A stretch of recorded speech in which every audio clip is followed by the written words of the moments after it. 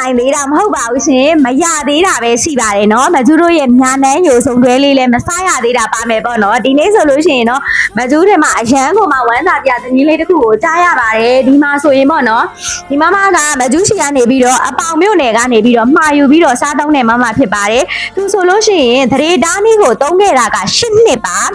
10နှစ်မှာဆေးဖြတ်ပြီးတော့3လအတွင်းမှာမကျူးရဲ့ညာနန်းယိုတပူးတဲ့တစုံနဲ့ပဲခလေးလေးကိုရရှိသွားတာဖြစ်ပါတယ်ရှင်သူဆိုရင်ဝမ်းသာလွန်းလွန်းပေါ့နော်အရန်ကိုမှပျော်ရွှင်နေတာဖြစ်တယ်ပျော်စရာကြီးမမရေးတဲ့ကျေးဇူးတင်ပါတယ်ဆိုပြီးလာပြောပြထားတာပေါ့နော်